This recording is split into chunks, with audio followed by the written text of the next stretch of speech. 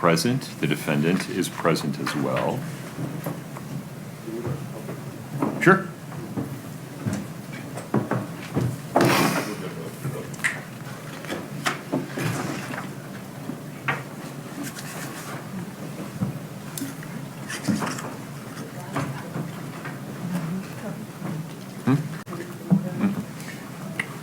I just need to not spill it.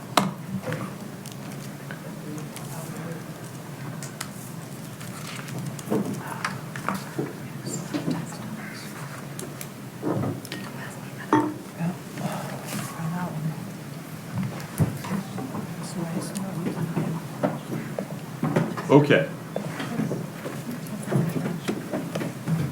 Lots to cover. Ms. Nestor, I appreciate the email you sent earlier this morning. Should we start with the O'Driscoll interview? Okay. Does that make sense? Yes, sir. Okay.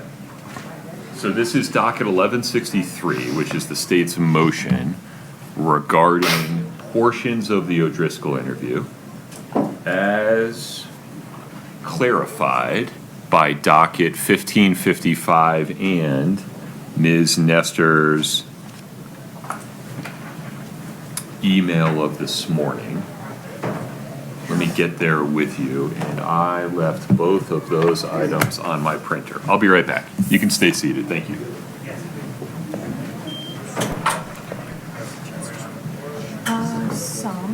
that the right?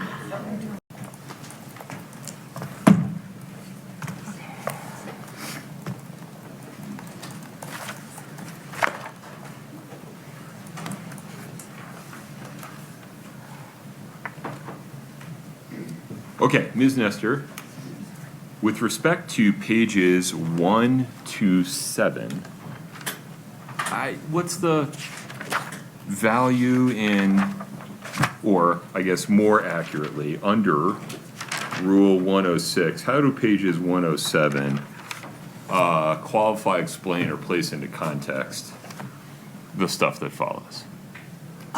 Mainly because he gives the reason why the whole interview is happening, like what he's doing there and why the interview is happening, and from his perspective. And I believe that's important to put the whole interview into context. I don't see there's anything at all objectionable in it, and it does provide a context of how this meeting happened. They're not in the police station, they're in her house. She invited him in. She voluntarily met with him. All of that, I think, matters to context, and we're asking that it come in, especially because there's nothing in it that's controversial, and there are things that I think that are very helpful. Mr. Bloodworth. Your Honor, there's a distinction between context to the interview and context to particular statements. And while this provides context to the interview, it provides no context to kind of any of the 6 individual statements. The interview context can be sufficiently drawn out through examination of Jeff O'Driscoll. I mean, I'll lay a lot of some of that foundation before I introduce any of the statements, and then of course he's subject to cross on that. The other thing is this is peppered with the defendant's self-serving statements that the state holds the keys to. Okay. So we're going to do this one chunk at a time. The standard under Rule 106, and it's not discretionary, it's an on or off switch, is whether the portions that, in this case, the defendant wants to add to the designations made by the state are necessary to qualify, explain, or place into context the portions of the interview transcript that the state seeks to introduce. That's under cases like State versus Cruz Meza, 2003, Utah 33, at paragraph 14. Here, with respect to pages 1 through 7, I'm persuaded by the state that this context for how the interview occurred will come out through direct and cross-examination of Detective O'Driscoll. These 7 pages are not necessary to qualify, explain, or place into context any of Kouri Richins' statements that follow. Okay, so we're not going to add 1 through 7. Those will stay redacted. Then we get to pages 15 to 16, right, Ms. Nestor? Yes, sir. Okay. This is new as of this morning. Give me just a moment. Did you have a specific line number or the whole pages? Just the redactions that are on both pages, we would like unredacted. So it starts at line 10. There are no redactions on those pages. I have redactions on lines 10 through 25 on page 15 and lines 1 through 12 on 16 is the copy I was given. Your Honor, in negotiating this back in whatever, January, the state conceded to her request to unredact that. The state unredacted it. The current copies, which are before the court and in the link I recirculated this morning, show no redactions there. Okay. That's moot then. Very good. That brings us to pages 29 to 32.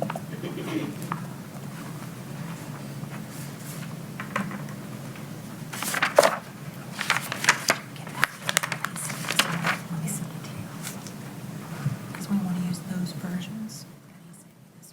So here we have Ms. Richins making references to Eric going to jail and Cody's involvement in that situation.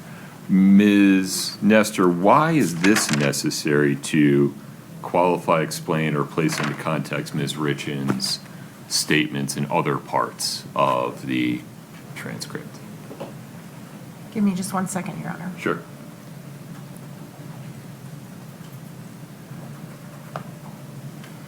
So previously, they were talking about whether or not Eric was happy, if he was depressed, if he was suicidal.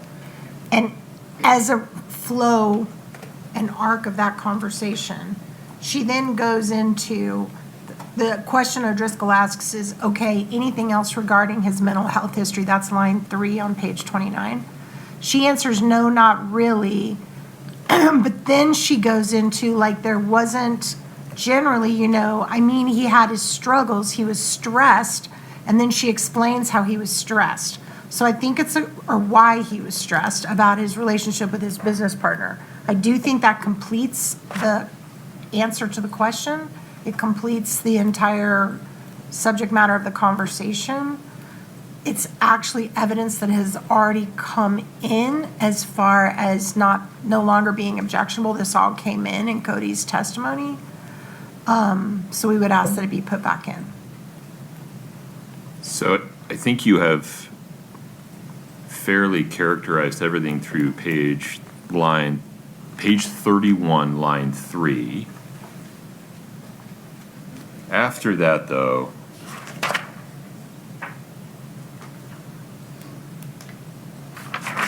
I think he turns in a different direction. That is not relevant or does not qualify, explain, or provide context for what you just described.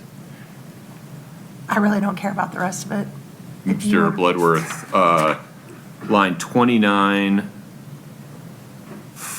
page 29, line 5 through page 31, line 3. So we will unredact that portion, Your Honor. I think it's a fair continuation Fair. of Corey's explanation regarding things that were stressing Eric Richins.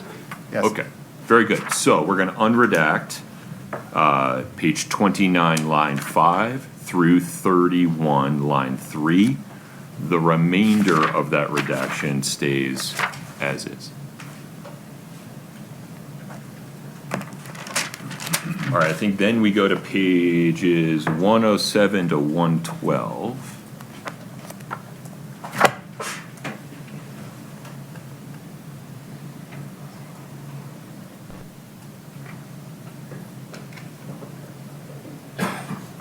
Help me out, Ms. Nestor. I wasn't quite following defendant's position on this.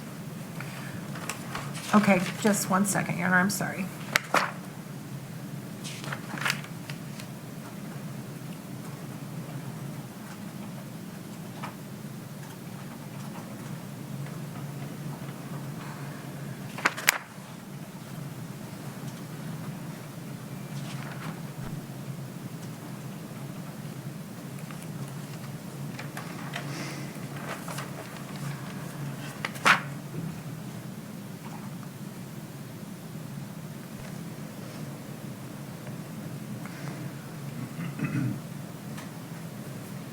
So this,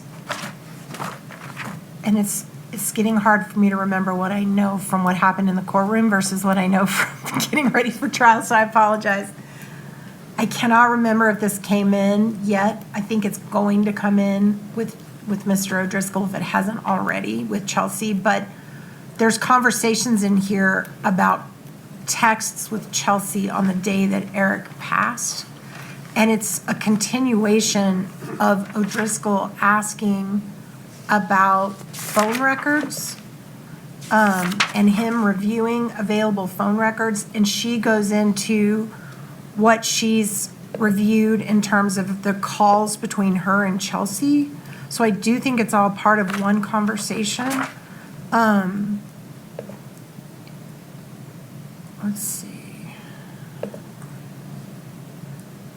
And I think to the extent that hasn't come in yet, I think it's going to come in today. Well, I don't disagree with your prediction about what Detective O'Driscoll might testify to. The task I have to engage with here is whether any portion of 107 through 112, line 9, is necessary to qualify, explain, or place into context Ms. Richins' other statements in this interview. So I think it's a direct continuation of the questioning above it about telephone records and whether Right. she has available phone records. And she discusses these records of calls with Chelsea. So I do think it's all one conversation. Can you point me to specifically, it seems to me that in the preceding pages they're talking about what phones she had access to during what periods of time, when those devices were or were not available to her, which belonged to C&E, which belonged to her. If you go back just a little further, Your Honor, to page 105, line 15, Detective O'Driscoll starts with, okay, so when was the last time before the night of the 3rd that you talked to Chelsea? Do you think it was the 2nd? And she says, I think it was the 2nd. And he says, when you guys were talking about the anniversary, do you know for sure if it was the 2nd or 3rd? Kouri goes into, well, yeah, because actually she sent me all the text messages because they were saying Woody tried to tell Chelsea, which was not true, that Chelsea's the last person I talked to. That's absolutely not true. And that there was some kind of message or something the night of the 3rd. I don't know, but we've pulled all phone records, and Chelsea still has messages on her phone. So none of that is accurate.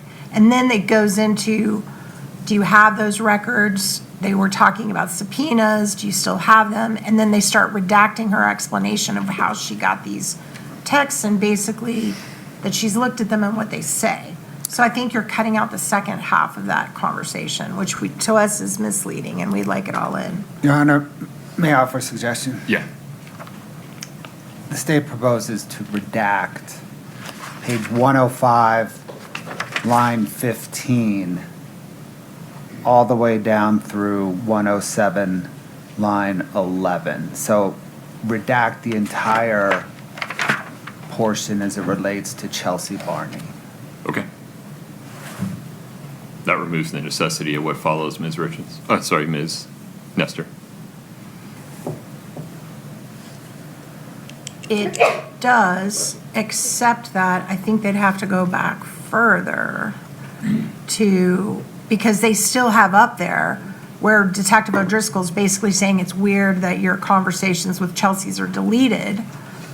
So, I mean, they're just picking the part they like and taking out all the rest of it, right? So they'd have to go back further If they really want to take out everything about this, it would eliminate my objection, but they'd have to go back to,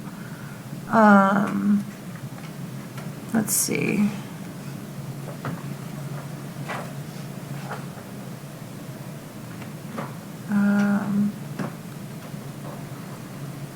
So why don't we go up to 105, line 3?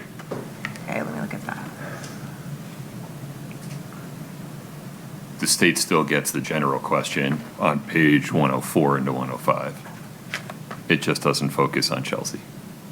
That would fix my objection, because then it would just take all of it out. Well, you're, For example, just so the record is clear, because we only have an audio record here. Sure. We have Detective O'Driscoll asking about whether is it possible that things were deleted on your phone? And Ms. Richins saying at 104, line 20, yeah, that's just not possible. Right. Right, and then he gets into Chelsea starting on page 105. So, right, if they would delete from 3 of 105 all through all of it, then that eliminates my objection, because then they're not just putting in half of it and not the other half. But I would withdraw my objection under those circumstances. But if they want half of it in, I want all of it in. well, okay, Your Honor, I think we're narrowing in on this, but I don't think we're there yet. Okay. I think the defendant raises Chelsea, right, at page 105, line 8. It wasn't Detective O'Driscoll. So I think the redactions should begin Oh, I see your point. at Line 15. line. She's using recovery of information on Chelsea's phone as an explanation for why she wouldn't bother to delete anything. Correct. Okay. And I think So- there's a distinction between, right here, I think at line 15 is the tipping point where there is a statement about deletions, Right.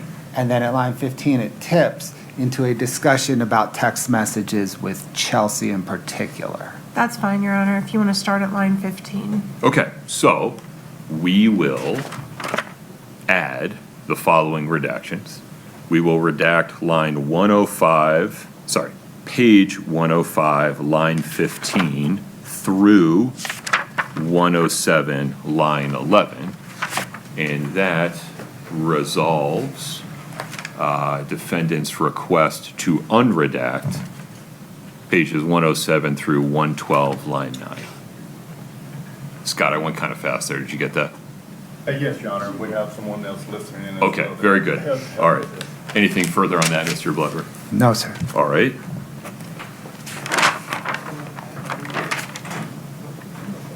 '15 through 107, line 11. All right. That brings us to page 120.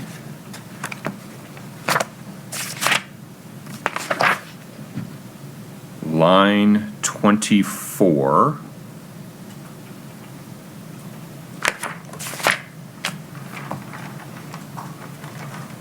To 121, line 8.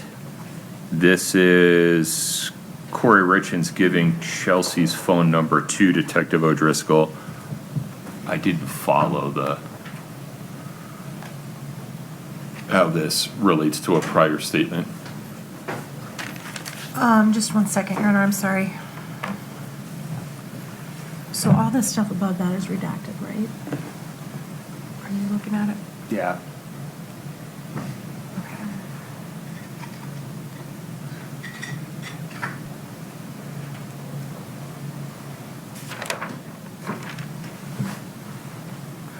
Okay, just a minute, I'm trying to.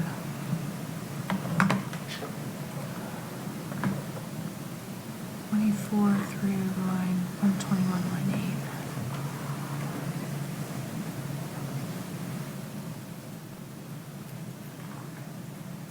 I'm sorry, I'm getting a little bit lost. Just give me, let me No look problem. let me look at my notes that I did just one more time. So right now, we're looking at the 120, line 24 through 121, line 8. Please. Okay, I got it. Just one second.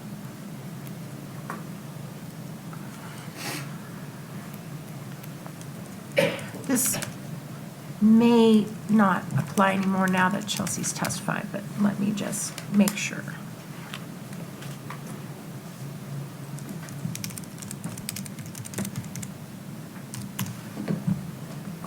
We'll withdraw that one, Your Honor. Okay. Then let's go to page 125, lines 6 through 16. I genuinely don't know why defendant wants to unredact this. This, we have worked real hard to keep this out.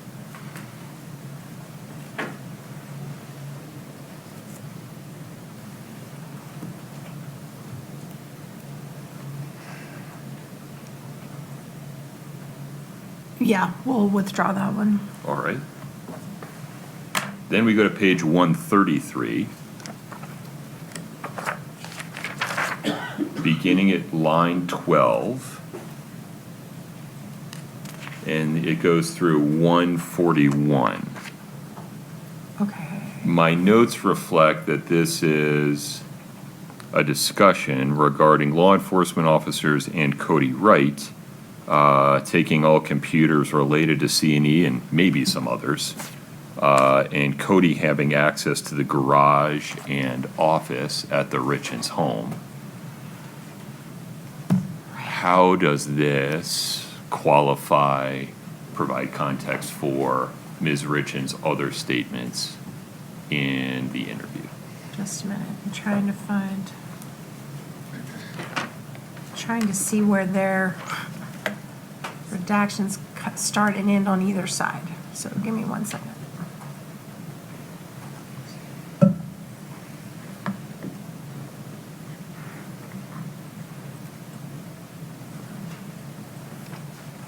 Six.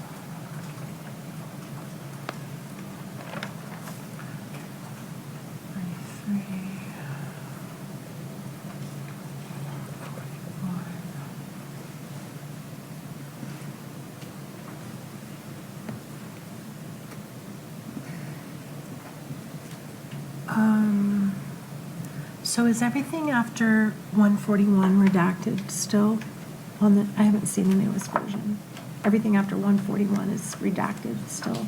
No, there's some unredacted portions beginning at page 167.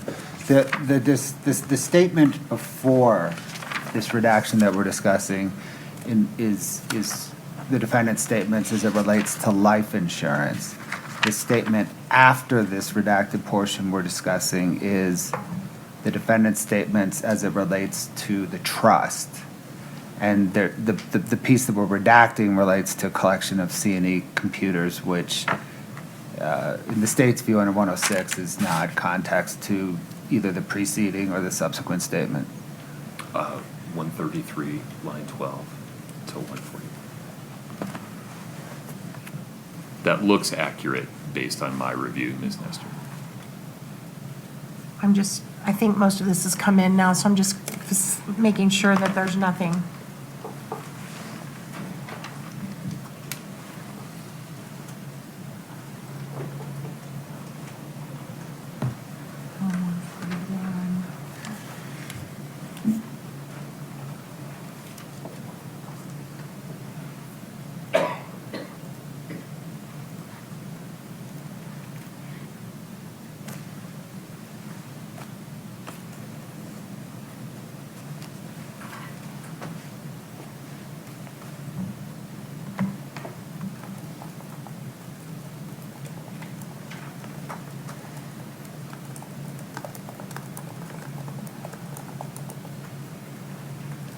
I'm almost there. One more second.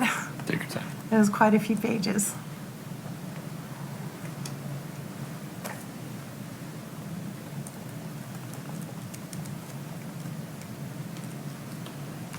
That's all come in, Your Honor. We don't need it anymore. All right. So defendant's request to add pages 133, line 12 to 141 is withdrawn. Then we fast forward to pages 174 through 184.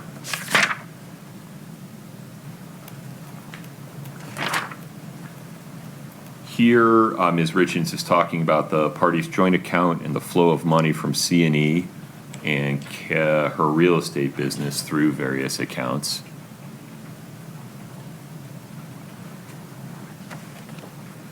Right. The immediately preceding statement is regarding the trust. The immediately following colloquy seems to be about life insurance policies. Yeah, just a minute. So this is 10 pages. I also think most of this has come in. If you can give me just a moment, Your Honor. Sure.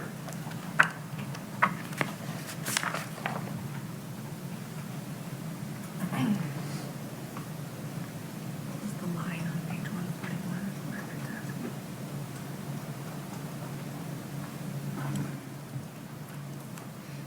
Didn't change. There was no change in all that.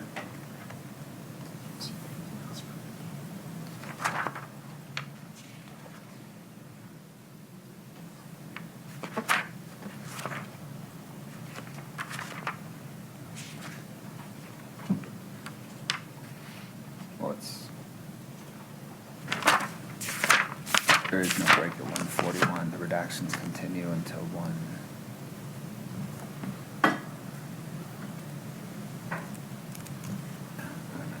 There's no change.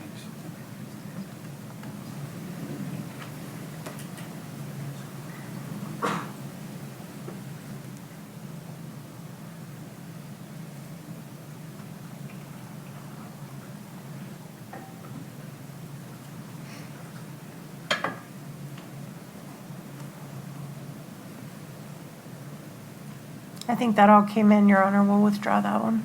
All right. And then finally, page 213, line 25 through 215, line 6. This immediately follows a statement by Ms. Richins regarding Eric knowing about the HELOC and consulting a divorce attorney, and him knowing about that based upon statements made by his family members.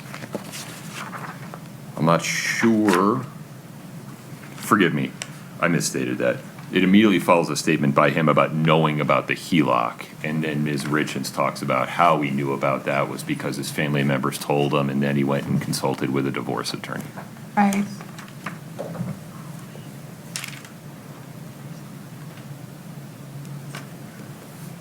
I do think that's all one conversation, Your Honor,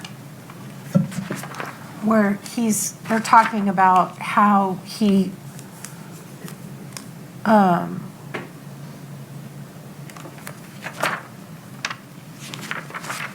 gotta go back a little further. They're trying to say what they're accusing her of and how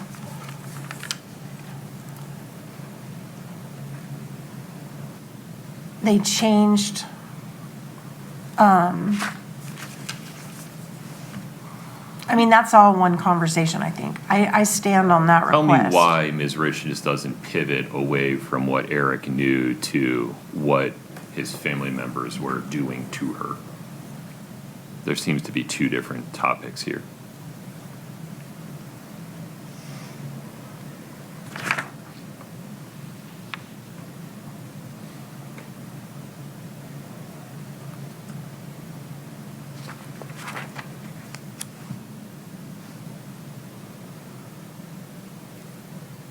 Well, I think this is all connected to the HELOC. I mean, Ms. Benson testified early on in this case that the HELOC was what precipitated the meeting with the divorce attorney.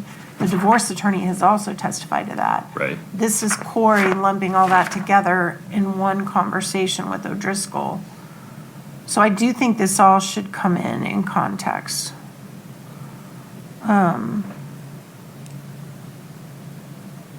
I just think it's all connected to the beginning of the conversation where they're saying that he was unhappy about the HELOC and that he had been meeting with someone about a divorce and that Kouri was unaware of that and that she learned about that later from the family. So I think that's all connected. I would ask that come back in. Mr. Bloodworth. Your Honor, the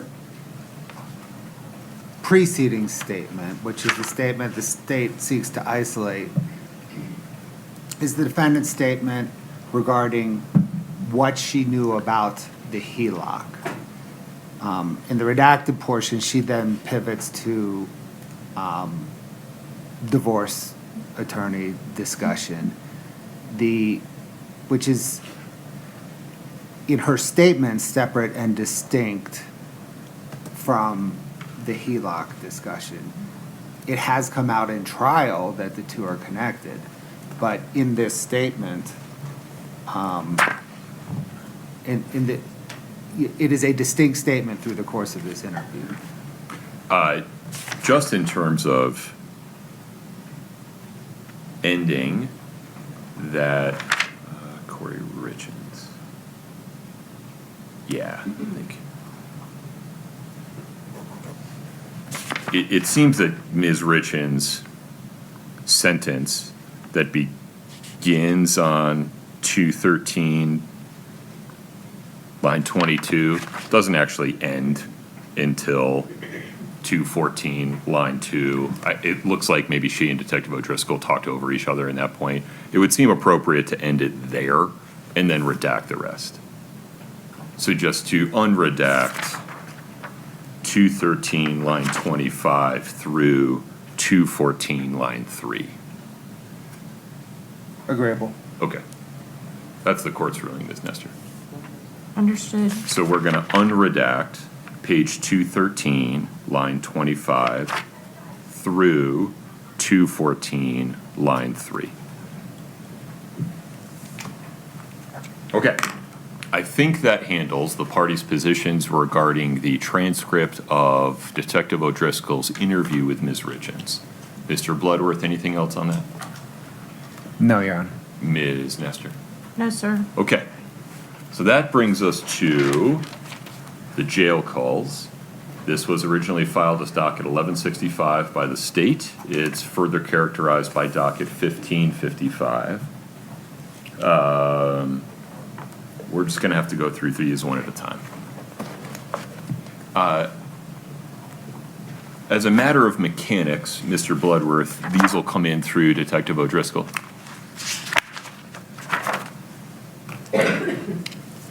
Yes, Your Honor, as a matter of mechanics, and I don't know at this point if we're going to introduce them all through Detective O'Driscoll on direct. In fact, trying to recall, there may be only one or two that I can pin down that we may want to address first, although I think that if we can, we should resolve the whole set of them today, because I can see how it would come up in either redirects or some crosses that would begin, Okay. could begin as early as today. All right, let's go through them. So, well, I don't know if you have the same binder. Let's go 2-69T.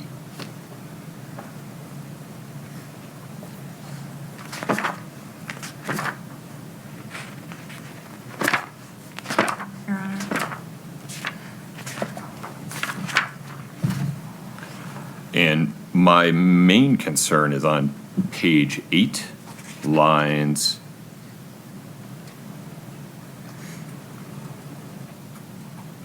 6 through 18. Sorry, Your Honor, I'm just pulling it up. Which one are you looking at? Can you give me the number again, sir? 2-69T. Okay, got it. And what portion are we looking at? Well, the court's concern, based upon the content of the unredacted portions that the state seeks to admit, is page 8, Lines 9 and 10? especially. Yeah. Although,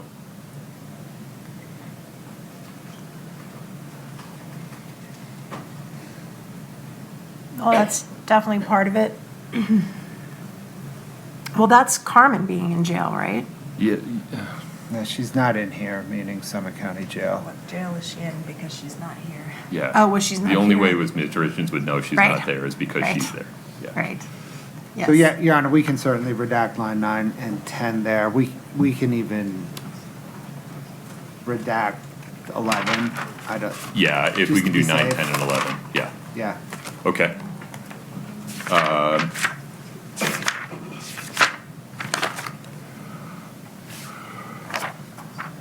Ms.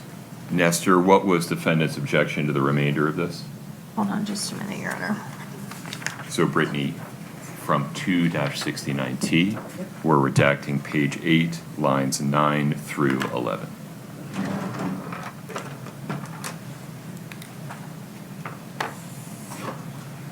I think that was my objection to this one. Okay, Let me just make sure.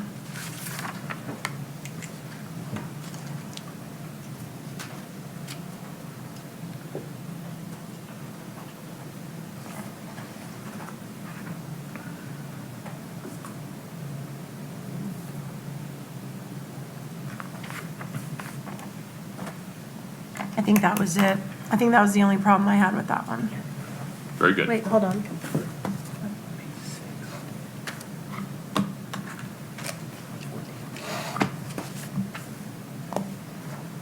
That's Carmen. Okay. Yeah, that's it, Your Honor. That was my objection. Very good. Let's go to 2-71R. There's only 3 text messages sent from the jail Oh, system. I'm sorry, Your Honor. Oh, never mind, they redacted it. Okay, I apologize. Please continue. 2-71R. These are text messages sent from the jail system. The state seeks to admit 3, right? Yes, sir. It's the ones from May 24 at 9:50, May 24 at 10:02, and May 24 at 10:03. Correct. Okay. So we have a couple of objections to this one, Your Honor. It looks like they have made all the redactions that we requested that indicate it's jail-related, so those have been resolved. However, this is a correspondence between Kouri and her brother, and the brother's asking her, did Eric ever talk about suicide? Right. And she's repeating things that Eric said to her, which would be hearsay. Also, I believe the brother's statements are hearsay. Well, all of the non-Kouri Richins statements are going to be hearsay if they're accepted for the truth of the matter. Right. So that's Well, an but issue. they're specifically trying to admit what Eric said for the truth of the matter. So that's the concern that I have. It's like double hearsay. I know Corey's statement isn't hearsay, but when she relays what Eric told her, that is hearsay. So that's our objection to this one. Also, we just don't see the relevance. There's no, You don't see the relevance of whether Mr. Richins ever spoke about suicide? I don't think either side is making the allegation that he intentionally killed himself. That's never been said by either side. I think the state is seeking to prove affirmatively that he did not. So I think we can put relevance aside. It's certainly relevant. Okay. Mr. Bloodworth, talk to me about the hearsay. Put the brothers level aside. It's the truth of Eric's statements to Kouri as related by Kouri. Corey's level, categorically not hearsay. It's the Eric Richins level.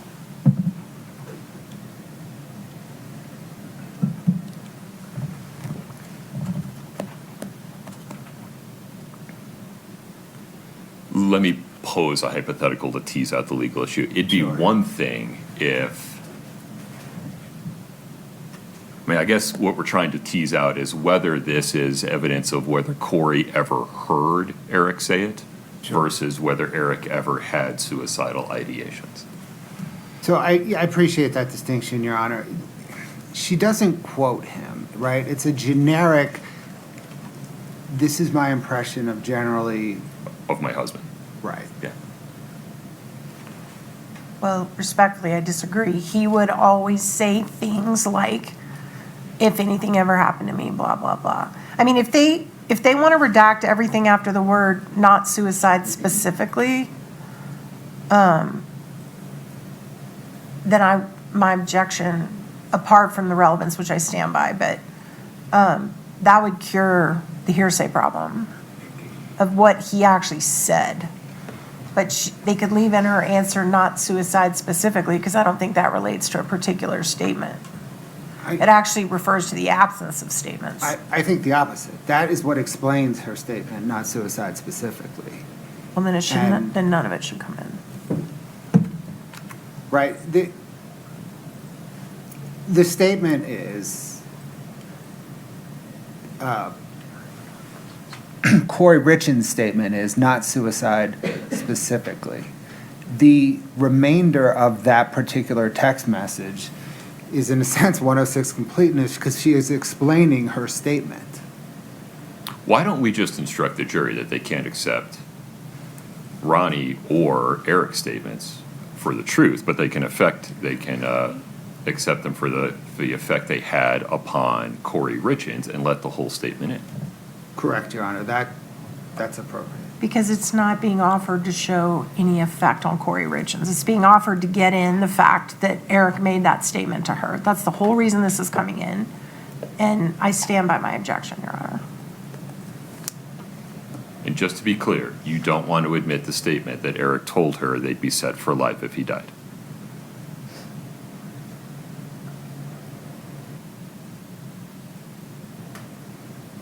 No. Okay. All right. That's like, no. Yeah, I guess if the statement Eric made isn't true, what relevance does it have, Mr. Bloodworth? It explains Kouri Richins' statement, not suicide specifically. It is the effect on Kouri Richins to make this, to respond to the question of did Eric ever, whatever the question is, hold on. Did Eric ever talk about suicide? She says, not specifically, and then explains herself. So That's is the foundation for her statement. It shows what the effect of Eric's statements on her. right, but as we tease this out, it seems that to the extent that the effect upon her was relevant, regardless of whether it was true, it was her understanding that she'd be set for life if he died, not whether or not he had suicidal ideations. Is that fairly stated? Your Honor, the state thinks it's both, actually. It is the set for life if he died. It's certainly that, right? But it's also the suicidal ideation part because, evidence will come in that, I think evidence is going to come in that she never believed, she said he would not commit suicide in other Yeah. in other portions of. Well, and at her level, that can come in, right? Sure, but there's a foundation for that. Why do you believe that? I think with respect to this particular text exchange, first of all, I don't understand why we need the third one. Can we work backwards from there? Why do we need her brother saying, just curious, someone threw out a scenario, made me think? That seems to be a throwaway. Well, I guess it all depends on whether or not DJ testifies. Forgive me. That that statement could be used in impeachment of DJ Kouri if he were to testify. Is this one of the things that's coming in through the state's case in chief or the rebuttal case? Or through cross, my apologies. As yet unclear. So, yes, Your Honor, let me perhaps resolve, I think, the current tension. Yeah. If it comes in the state's case in chief, then I would agree that third statement we could redact. We may have a discussion down the road about unredacting it. Understood. Okay.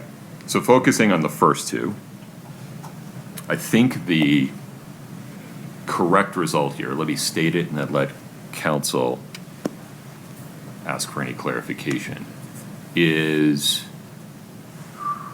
to admit the first two text messages with the following instruction to the jury, that they cannot consider Ronnie's statements for the truth of the matter only for the context that they had, or the effect they had upon Ms. Richins as the listener. They cannot consider Ms. Richins relating what Eric Richins told her for the truth of whether he ever had suicidal ideations or whether she would actually be set for life if he ever died, but can consider it for the effect that that statement by Eric Richins had upon her on a going forward basis. What, can we just get a statement as to what effect that did have on her? Because I don't understand that argument at all. And She maybe thought she would be set for life if he died. It provides a motive to kill him.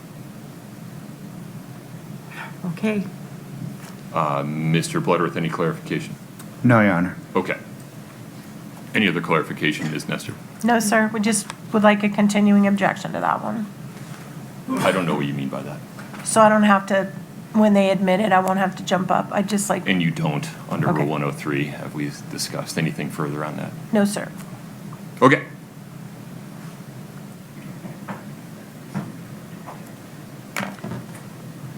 Scott, Yes, Your Honor.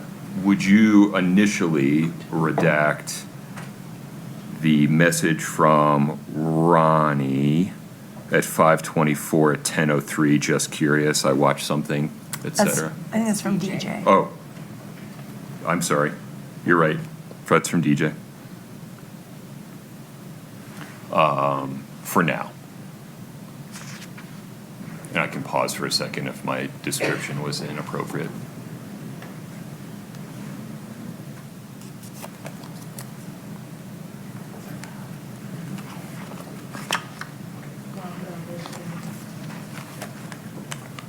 There's other parts that are already mentioned.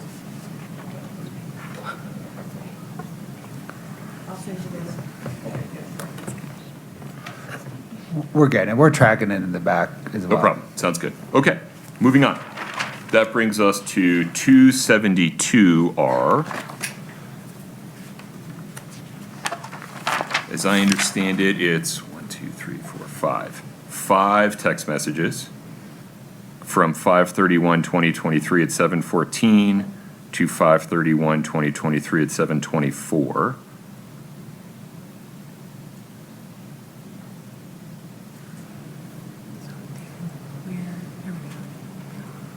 I think the relevant part of this, Mr. Bloodworth, is that Ms. Richins saying she hardly knew Hayden Jeffs. Is that the point of this? Correct. Okay. And so do we need anything after the 5:31 at 7:22 where she says that?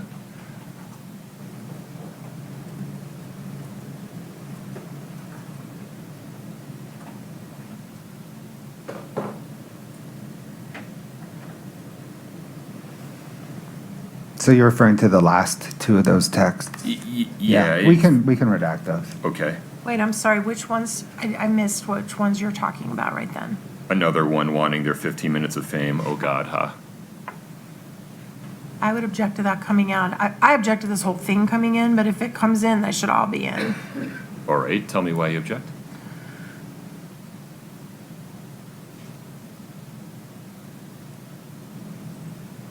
I don't understand the relevance of this at all. So we have testimony that's come out that Kouri Richins had a telephone conversation with Hayden Jeffs regarding the topic of fentanyl. Here she's saying she hardly knew him. It's probative of their relationship. They don't talk about that at all in here, though, about any conversation that But she had with she him. talks about hardly knowing him. Your Honor, we just stand on a relevance objection.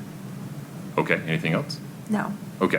This is relevant to Ms. Richins knowledge of or disclaiming knowledge of Hayden Jeffs.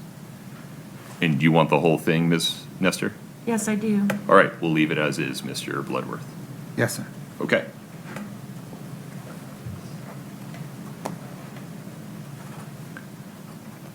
All right, tab 7. Sorry, 273T and 274T and 275T. Mr. Bloodworth, Ms. Shervinick, I am genuinely confused by these in terms of this transaction in St. George and this other deed, and I read them 3 times. I really don't know what they're talking about. So let me propose this as a way forward. Yeah. To date, nothing has come in where the state would use these. I can see a circumstance where the defendant's mother would testify that the state would want to use these texts in impeachment Or the phone conversation. or the phone Right. conversation. Okay. So maybe we can just put a pin in these till if and when that circumstance arises. I appreciate that. Any objection, Ms. Nestor? No, Your Honor. Okay, very good. We will skip 73T, 74T, and 75T for now. Then we go to 2-76T.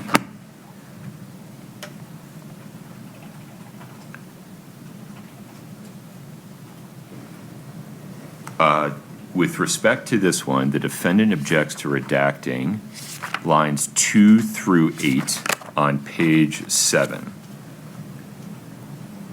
Under Rule 106, in the court's view, Lisa making a comment about a corrupt police force is not required to be included under Rule 106, but Ms. Richins wondering if Detective O'Driscoll didn't relate part of his conversation with her to the prosecutor. That seems to provide context. It wasn't the corrupt police force comment I'm interested in, it's Kouri's, so I don't have a problem with that staying redacted. So I think if we just focus, Mr. Bloodworth, on page 7, lines 4 through 8.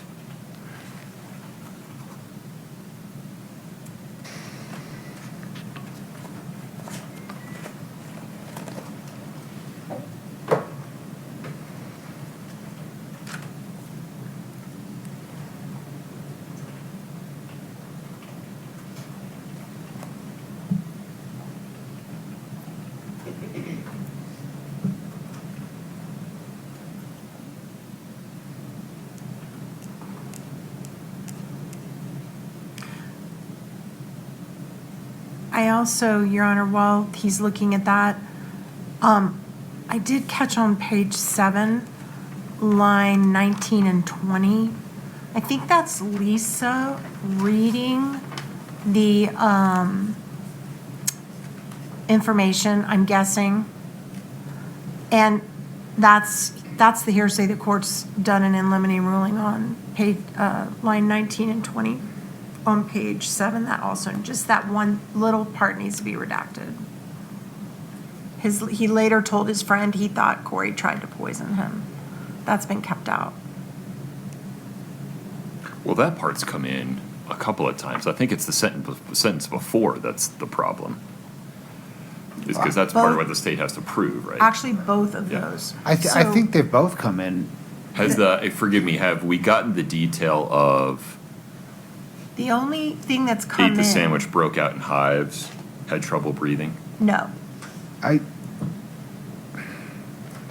That detail has come in, I think, in the context of, well, in Ali Staking's testimony about what they were joking about.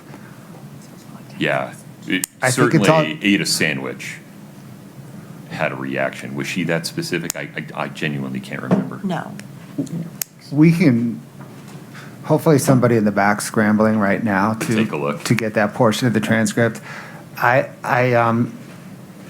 also think it's coming in a text message as well.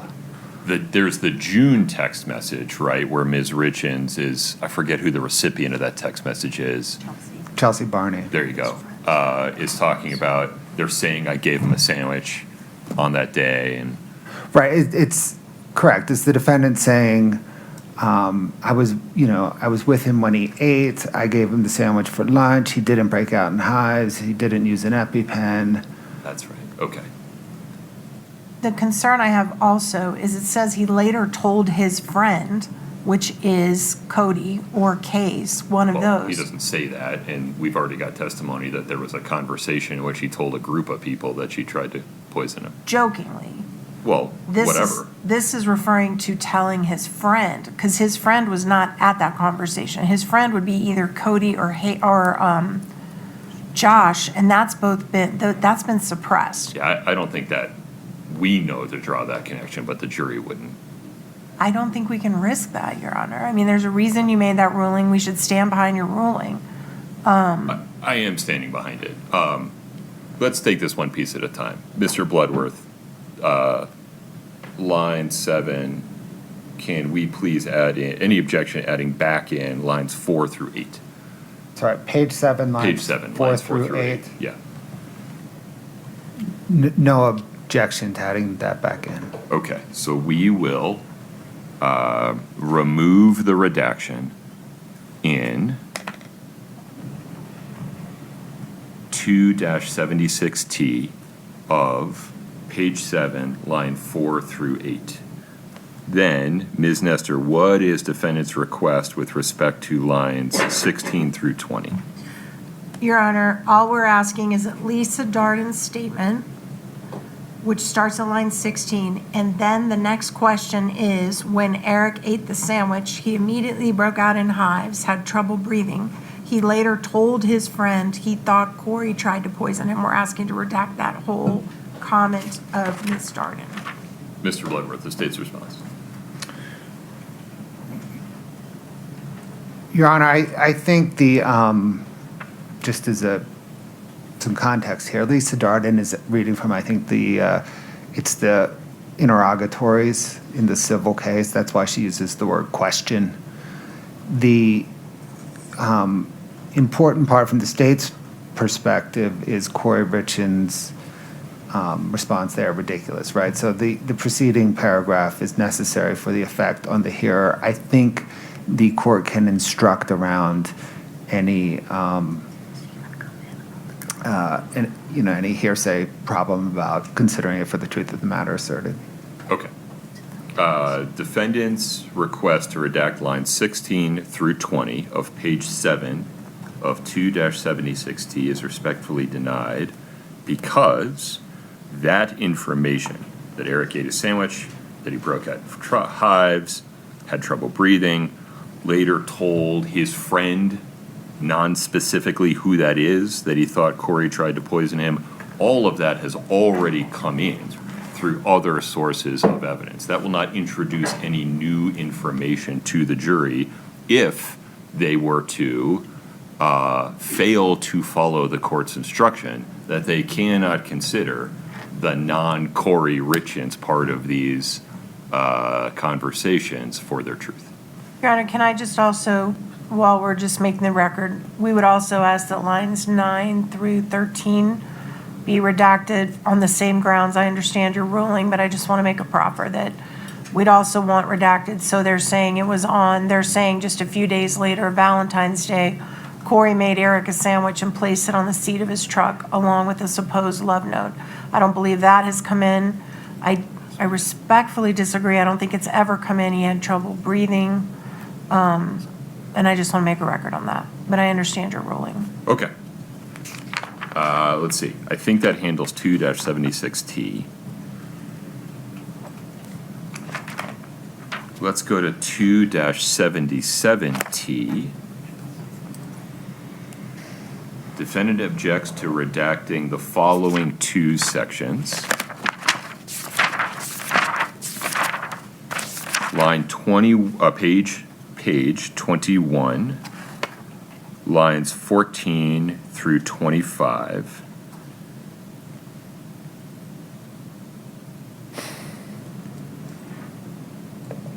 This just seems to be a self-serving statement by defendant that is not necessary to qualify, provide context for, or explain any of the other unredacted statements. Why is this necessary under Rule 106? Page 21, lines 14 through 25. Yeah.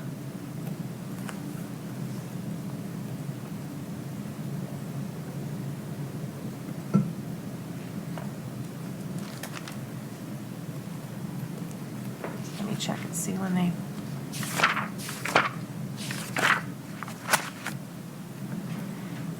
We don't need that, we'll withdraw that. Okay, thank you. And then, same exhibit, 2-77T. Please go to page 25. Lines 2 through 16. I'm not sure why this is Rule 106 material either. It is almost entirely Ronald Darden statements with just Ms. Richins making non-substantively responsive comments.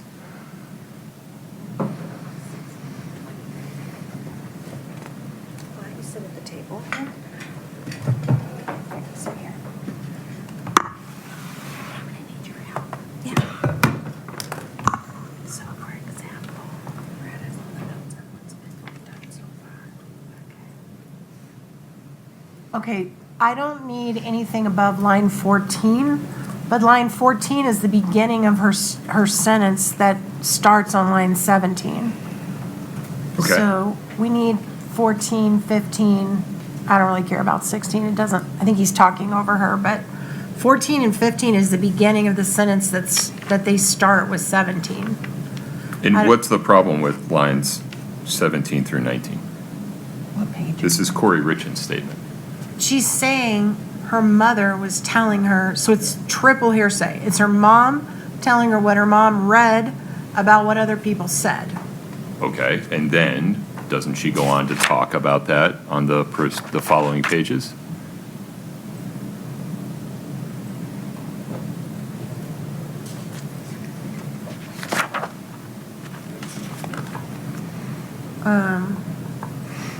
I'm not sure what you're asking me. If we don't include lines 17, 18, and 19, we don't know what she's talking about when she says stuff showing that I bought lunch at Mirror Lake, like I didn't make any fucking sandwiches.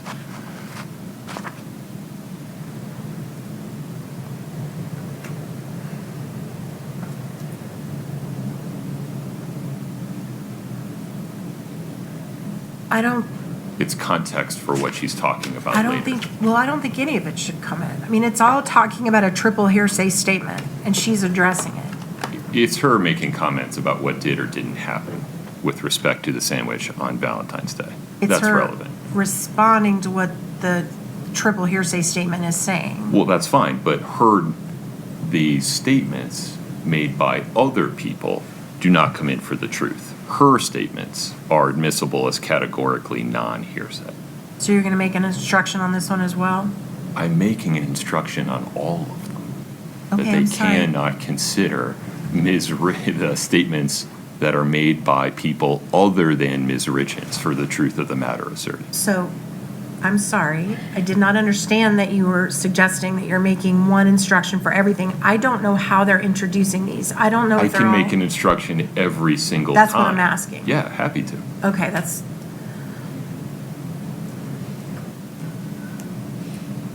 Any other objections regarding this? Your Honor, we don't think any of it should come in. We think it's all hearsay. We object to all of it. You're going to have to be more specific. Do you believe that Ms. Richins' statements are hearsay? Yes, because she is incorporating into her statements the hearsay statements that others are making about what happened in order to give her own explanation. So, yes. Okay. Any other objections? No, sir. Defendant's objection is overruled. Ms. Richins responding to questions posed to her by other hearsay speakers is categorically not hearsay. The court can instruct around the possibility that the jury might consider the statements of speakers who are not Ms. Richins accepting their statements for the truth of the matter. Mr. Bloodworth, anything further there? No, Your Honor. Okay, that handles 277T. All right, let's go to 278T. Okay. Tab 12. Number did you just say? Mr. Bloodworth, take a look at page 11 with me, please. So, Your Honor, maybe I can head some of this Please. off. So this, along with, I think it's 2-90, right? This all goes to recovery of the walk the dog letter, which is entangled with a whole lot of Kouri Richins is in jail. I have a proposal. Let me, Why is recovery of the walk the dog letter going to be an issue that comes in before the jury? I've already ruled on any motions to suppress it. I don't think it has to. I'm so sorry, which number are we looking at right now? Currently, we're looking at 78T and 90D. So at the outset, from the state's perspective, in introducing the walk the dog letter, how it was recovered, I don't know that that matters. But I can envision a scenario where, for example, defense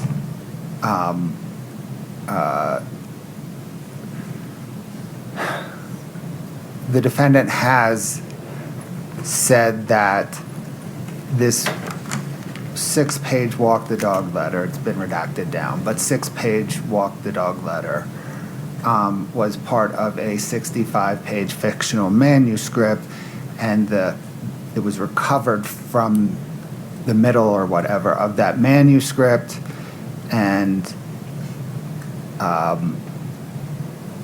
the context of it, the context of the 6 pages is within the volume of a book. That is untrue, and we could prove that by proving how it was recovered. Let's go in order of events, though. In terms of Jeff O'Driscoll testifying about the walk the dog letter. Go ahead. Here's my proposal. Please. I would like to show Jeff O'Driscoll a copy. Is this an accurate depiction of a 6-page letter to Lisa Darden written on either September the 12th or 13th, 2023, that investigators recovered on September the 14th, 2023, from a book that was among Kouri Richins' personal possessions? Any objection, counsel? Rather than bringing in, so the idea would be he's not going to bring in 278T and No, just, we'll start there, and it will inform what we do with 78T and 90D. So the way he just explained that answer, I don't know what I could object to. Well, if you object to foundation, you're going to create a problem. So I just need to have what he's proposing is that question be non-objectionable based on foundation by stipulation of the parties. Well, I don't plan to object to that question because I don't want to get into the fact that her cell was rousted. Right. So, I mean, I'm certainly not going to open that door. Okay. So if it comes in that way, as I understand it, there's no need for the state to use 2-78T or 290D in its case in chief. Is that accurate? Correct. Okay.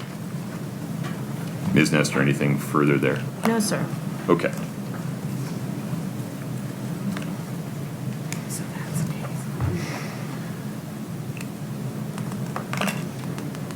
Okay, then can we go to 2-93T?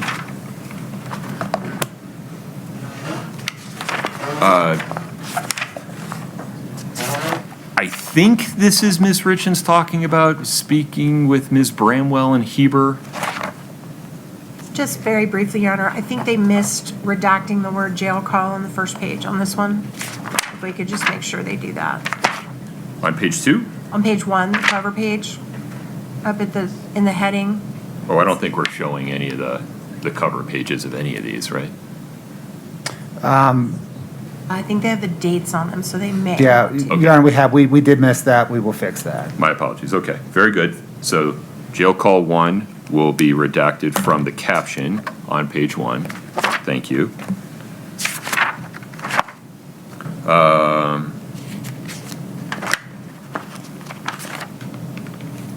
Help me out. What is the probative value of this one, Mr. Bloodworth? And is this only one that might come in rebuttal, or is this the case in chief? No, Your Honor, the state withdraws this one. Now that we've resolved the Bramwell issue and she's testified, this is no longer Okay, necessary. very good. 2-93T is moot. All right, 2-94T. Part of this is regarding the vacation booking statements. Part of this is Kouri Richins making statements regarding the vacation booking statements. And part of this is regarding the thing in Heber. Candidly, the statements or the back and forth regarding the quote-unquote thing in Heber is pretty confusing. The first part, I think, is more clearly probative. This one also, Your Honor, they missed jail call on the cover page, if we could just redact that. Scott, page 1 of 2-94T, in the caption, please redact jail call 2 from the caption. Okay, Your Honor.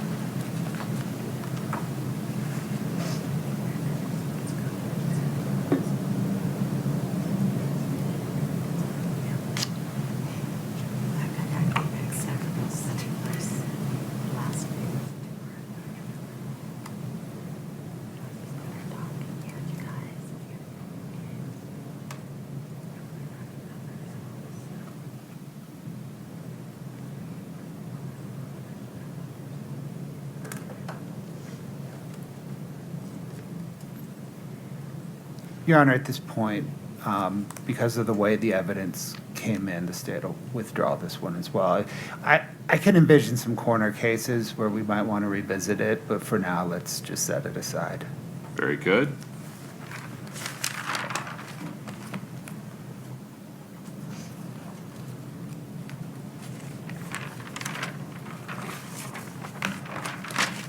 And then the video, 2-110, we don't need to offer that, right, Mr. Bloodworth?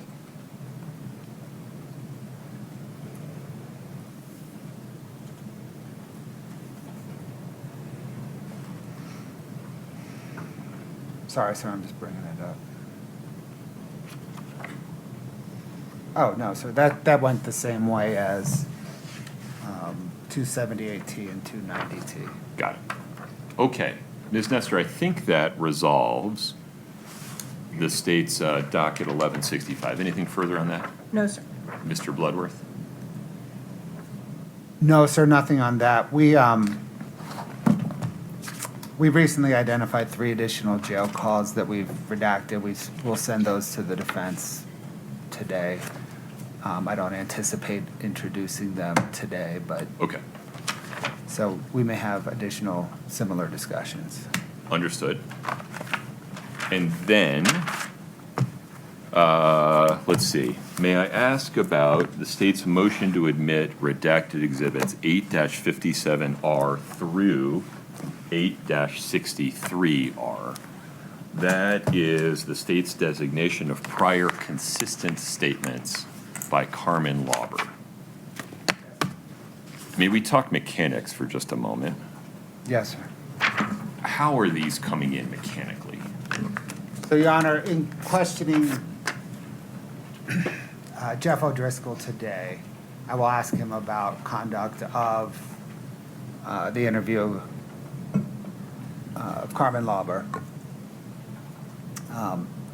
Ask him about the defense's question. You know, he was present when the defense questioned Carmen Lauber about certain statements. In context, do those, are those statements, fair? No. And then move to admit the various 57 through 60, whatever. So, I appreciate that the state has evidence through Jeff O'Driscoll and perhaps others that the arc of the interview, particularly the conduct by law enforcement officers or investigators and Ms. Lauber's responses thereto, are not the same as suggested by defense's cross of Ms. Lauber. Right. But you can elicit that evidence through Detective O'Driscoll's testimony. And to the extent you need to show that Carmen Lauber testified consistently with her direct versus the suggestions of what she said or what she said on cross, you can certainly do that. Mm-hmm. My question is, though, it seems like a lot of this is being shown the arc of the investigator's conduct rather than just Carmen Lauber's prior consistent statements. Now, I understand context matters, but do we really need all of it, is my question. Your Honor, the state tried to narrowly tailor the amount of information. I think, And to I'll- be clear, I recognize that we went from 900 pages down to 100-ish.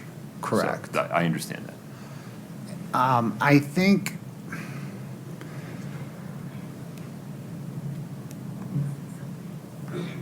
those 100 or so pages, narrowly tailored, are kind of the minimal amount to show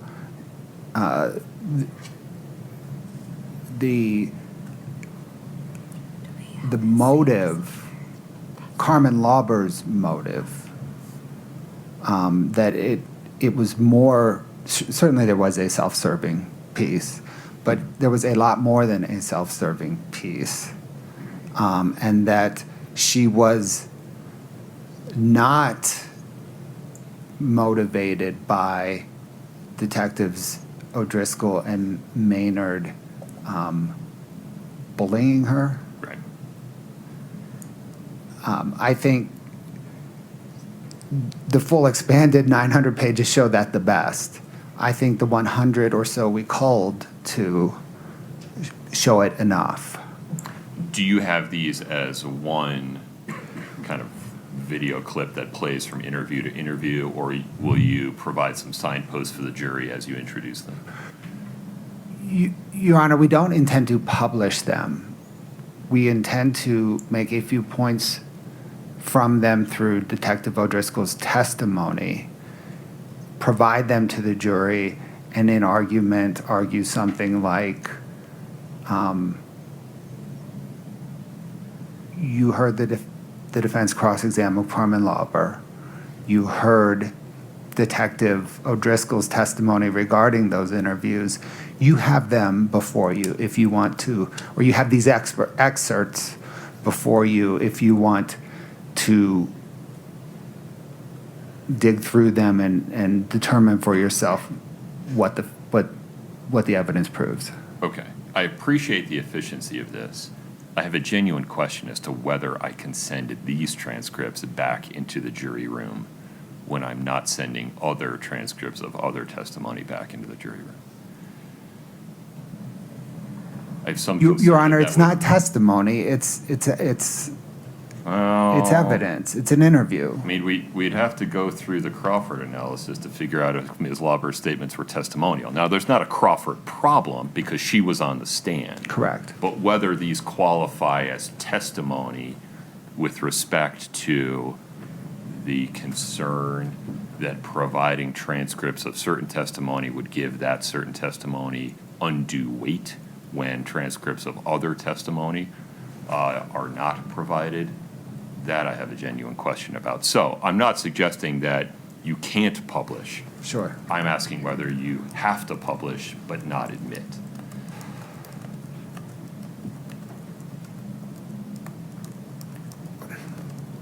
But she You're- was in custody. She was being questioned by law enforcement officers. I think there's at least a reasonable question as to whether this would qualify as testimonial, quote unquote. I think two things, Your Honor. In some measure, that's why the state moved to admit the entire shebang.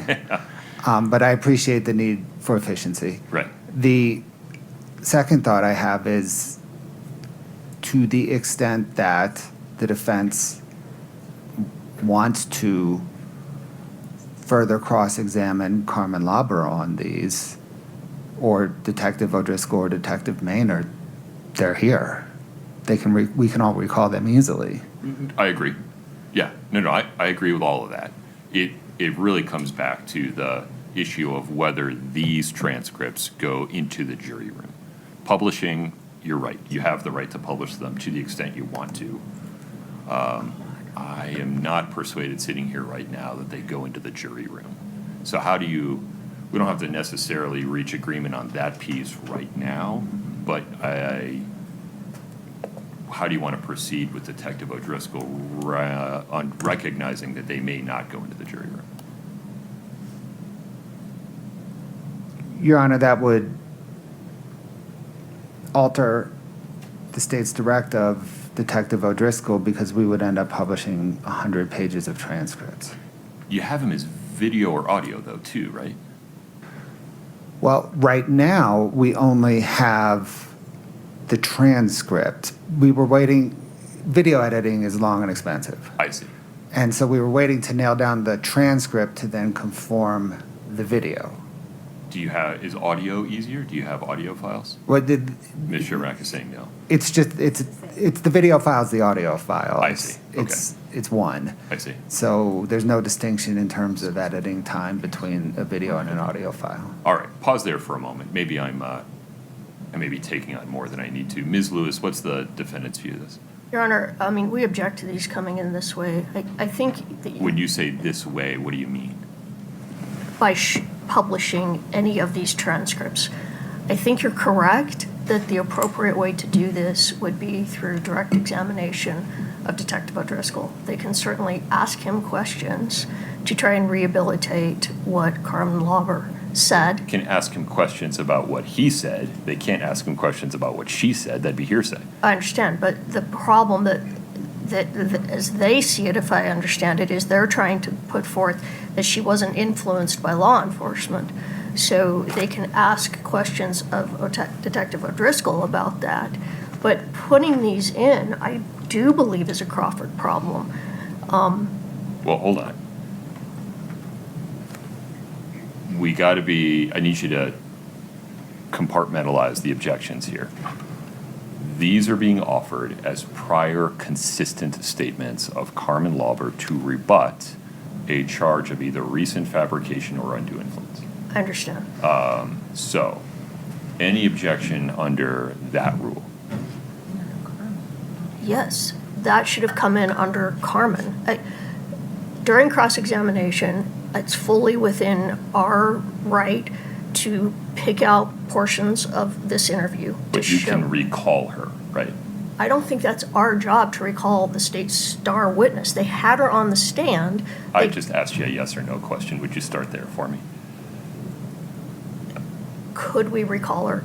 Yes, that is something that could be possibly Okay. done. I don't imagine what world a defense would do that, but And correct me if I'm wrong, you had the transcripts when you cross-examined her, right? yes, but so did they. And the appropriate way to do it would have been to try and rehabilitate her on redirect, which would have then given me a chance to go into other statements. They sought During to, cross. and I limited their ability to put in the whole 900 pages. That's not how you rehabilitate. You rehabilitate by asking questions.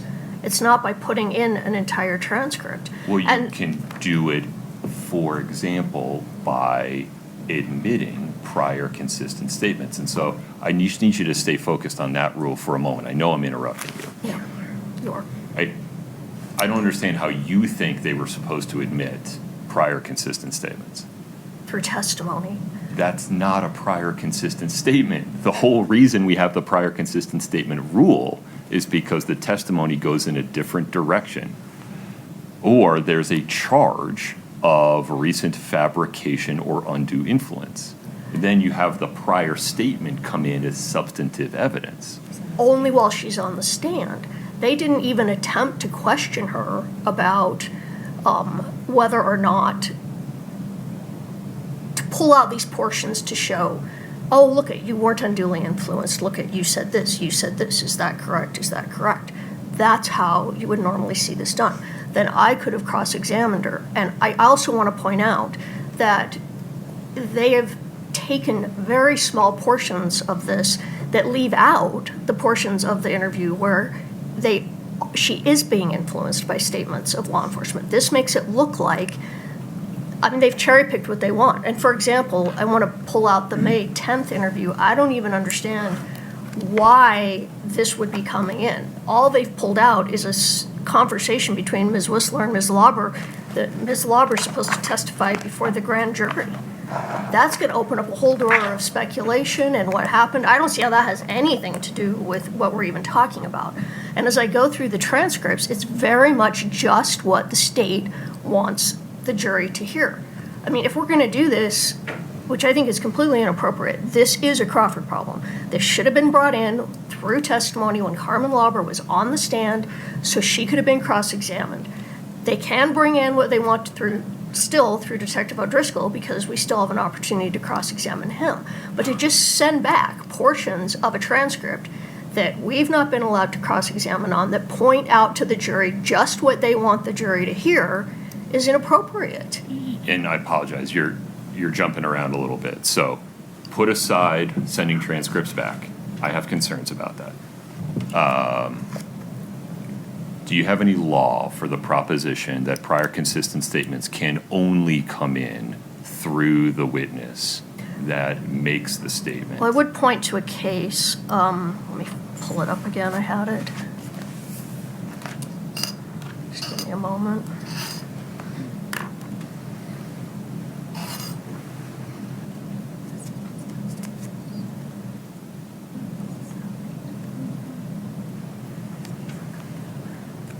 I can't find it now.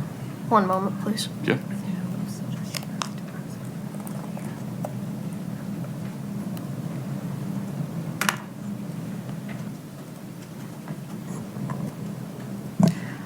It's 366 P. 3rd, 867, State of Utah in the interest of J.C. I'm sorry, would you give me the site one more time? 366 P. 3rd, 867.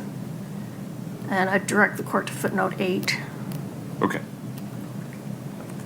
All right, so I understand your objection there. Tell me why you think it's a Crawford problem. You had the opportunity to cross-examine Ms. Lauber. You did cross-examine Ms. Lauber. You used part of these interviews to cross-examine her, to challenge her on whether she just asked the law enforcement officers, investigators, just write her statement for her. I don't understand what a lack of confrontation Ms. Richins has had here. Because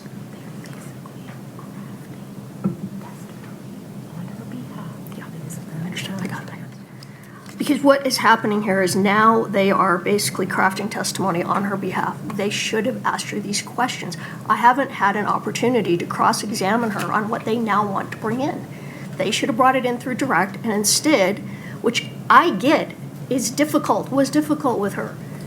You know, she said she didn't remember anything. Instead of doing the hard work to try and ask her questions, they just want to put it all in, and they want to cherry pick what they wanted her to say, which clearly would have been very difficult to get her to say. So the easy way is here. We're just going to hand you the transcripts that show you what we wanted Carmen Lauber to tell you, but instead, here, just read it without putting in the whole story or giving me a chance to go back and cross-examine her. And I think requesting us to recall her is burden shifting. That is not what our job is. That's not what we needed to do. They needed to take care of their witness when their witness was on the stand. And remind me, you objected to the addition of any part of the transcript at the time they offered it, correct? For the same reason. They offered it after she was off the stand. Had they offered it the 900 pages when she was on the stand, you would have said, okay. No, I would have said you need to cross-examine her, redirect her and rehabilitate her testimony. And so how do you see the rule regarding prior consistent statements working? They need to get it through her. They could have put on prior consistent statements through her, and then I really don't understand. You're saying that prior consistent statements never come in. You only can ask questions. Please help me understand. I don't understand. I'm sorry, Your Honor. I really am not following what you're trying to say. I have never seen this done any other way than through a witness That's why we have witnesses. If not, why have any witnesses? Let's just hand the jury all the evidence. Let's hand them all the transcripts of Well, no, former. be fair to how the rule works. Somebody testifies on cross-examination, defendant makes a charge of recent fabrication, and then the proffering party has an opportunity to offer prior consistent statements to rebut the charge of recent fabrication. I hear you saying, no, they cannot offer the prior statements, they can only ask more questions. They can offer them through the witness. They can say, is this your statement? And what if she says, I don't remember that? Okay, then they can refresh. What if she says, I don't remember that? Well, then it doesn't come in. Okay, I think that's where maybe you and I differ on the way the rule works. Do you have any citation for law that says, unless the witness remembers, these don't come in? Well, off the top of my head, I'd have to spend some time, but I would look at Rule 613 of the Utah Rules of Evidence that talks about,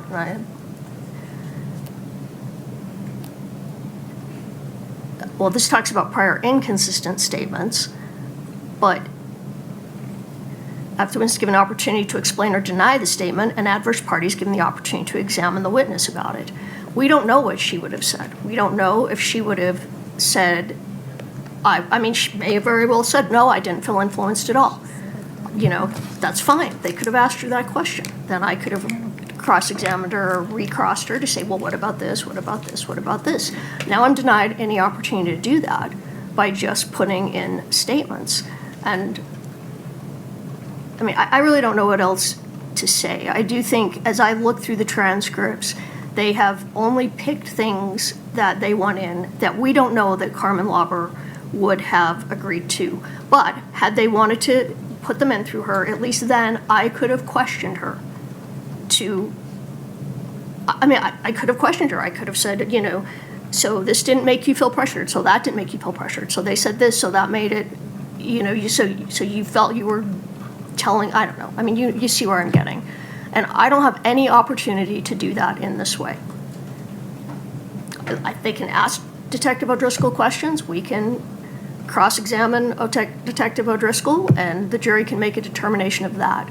But by cherry-picking statements that they wanted Carmen Lauber to testify to but didn't ask her, I think that's error. It's not the cherry picking, it's the root, right? It is. I mean, you cherry picked statements too. Everybody cherry picks Right, statements. and they could have done it on redirect, and they chose not to. So again, it's the root, not the cherry picking, right? If she were on the Yes, stand, yes, the if cherry she- yes, picking would not be a absolutely. problem. They could have, because then I could have gone back and pulled out other statements. I think we're agreeing. Okay. All right. All right, I take your argument seriously. Mr. Bloodworth, I'm gonna have to take a look at this real quick. I understand this to be a threshold issue with respect to Detective O'Driscoll, is that right? Yes, Your Honor. Okay. Anything further at this moment? I think if he lets it in, we just say he sent it all back. Let's not worry about that right now.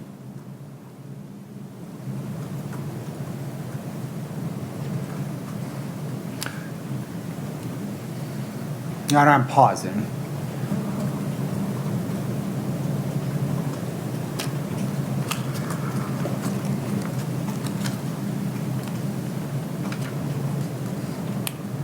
Can we have 5 minutes? Of course.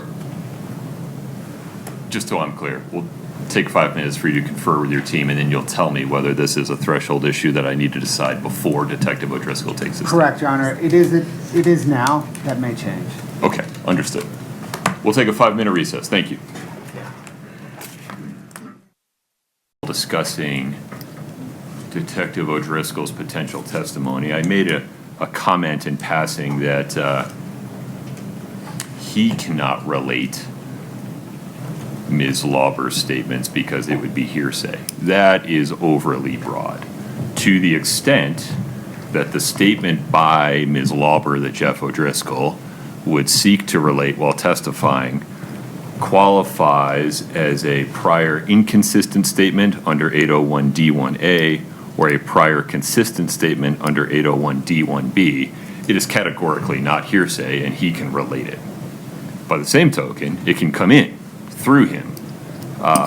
Ms. Lewis, I took a hard look at the case you cited me to, 366 P. 3rd, 867, footnote 8. There, the Utah Supreme Court related the competing positions by the state and the respondent. Those competing positions are substantively identical to the competing positions of the state and defendant here regarding how statements under 801D1 are to come in, and the Utah Supreme Court expressly declined to reach the issue. They did not rule that they must come in through the declarant. So, as I sit here today, there is no authority for the proposition that prior inconsistent or prior consistent statements can only come in through the declarant witness as long as the declarant witness testified and was subject to cross-examination. Indeed, it is defendant's cross-examination of Ms. Lauber that creates the foundation for admission of prior inconsistent statements based upon Ms. Lauber having not remembered or having forgotten, though that's not what the state is seeking to do here, and prior consistent statements based upon an express or implied charge that Ms. Lauber was acting from a recent improper influence or motive, to wit, pressure applied by, among others, Detective O'Driscoll, the U.S. Attorney's Office, agencies like that. There is not a Crawford problem here. I also have another thought regarding the transcripts going back, if you want to discuss that. So maybe we can get the court's thought, and then I can incorporate that into the state's position. Sure. Under Wyatt v. State, 2021 UT 32, under paragraph 21, the Utah Supreme Court abrogated the common law rule that prevented testimonial transcripts from going back into the jury room based upon a concern of undue influence on the basis that Rule 17K of their Utah Rules of Criminal Procedure does not allow for any categorical exceptions to exhibits going back with the jury, because the jury may take with them, quote, all exhibits, end quote, except those, quote, that should not, in the opinion of the court, be in the possession of the jury, end quote. Now, typically that's guns, knives, poison, explosives. I still have some concern that given the volume of testimony that the jury hears, the only transcripts they would have in the jury room being this 100-ish pages of Carmen Lauber would attract some unwanted attention on appellate review. But under Wyatt v. State, 2021 UT 32, there's no categorical exclusion of them. Take it from there, Mr. Bloodworth. So, Your Honor, it's the state's position. I know I'm recapping a little bit of what you just said. It's the state's position that the court can admit the transcripts through Detective O'Driscoll. We don't need the declarant, Carmen Lauber. It's the state's position that there is no Crawford issue, in part because of the 801D1 requirement for opportunity to cross has been satisfied in this instance. It's the state's position that the defense, to the extent they want to recall Carmen Lauber, is not burden shifting. It's just that it's a defense strategic choice. And it's the state's position that the transcripts can go back to the jury. Now, having said all of that,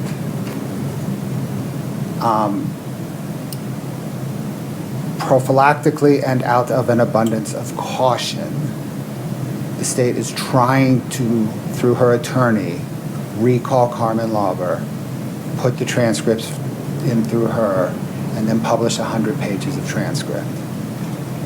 as much as the state thinks that is horribly, horribly inefficient and unnecessary.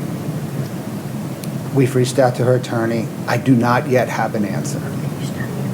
Okay.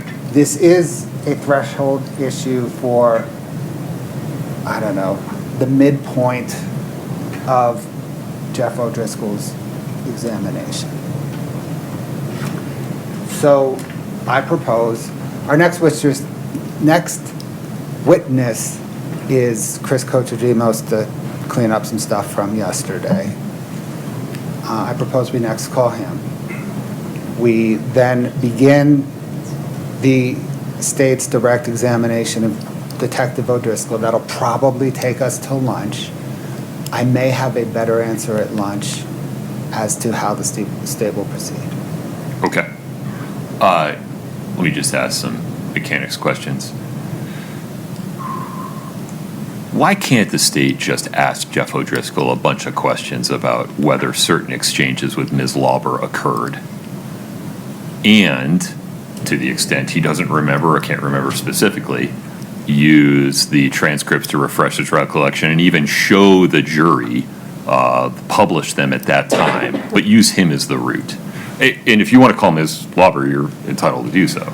Your Honor, that may be the route anyway, and it may just, from an efficiency standpoint, going through the questioning to ultimately get to refreshing and publishing, it seems to me that that's a waste of time. It will be more efficient to just publish the 100 pages. Okay. Because that's where we're going to land anyway. All right. Ms. Lewis, please proceed. I just want to make a record. Go ahead. We stand by our objection that allowing prior consistent statements to come in without a sponsoring witness is a violation of both the Sixth Amendment right, of our client's Sixth Amendment right, and Crawford versus Washington. It also violates her right to due process. Under the Utah State Constitution and the federal Constitution, she is not receiving a fair trial. And the remedy that we should recall the state star witness absolutely is burden shifting, and we stand by our objection.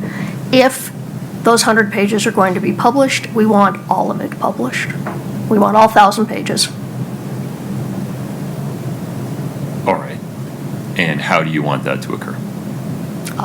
Do you want to just play the interviews with Ms. Lauber? Sure, we could do that. We could just play them all. They're 7.5 hours, but that's how we want to do it. And tell me why you want to do that.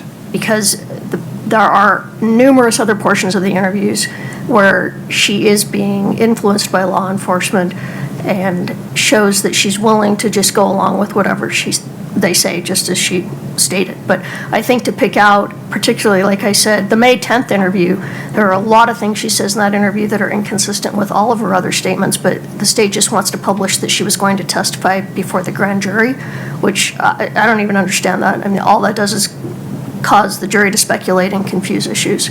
And that's just one example out of what they've pulled out of the transcripts. We're back where we started, Mr. Bloodworth. This is the position the state originally took. Does this change anything?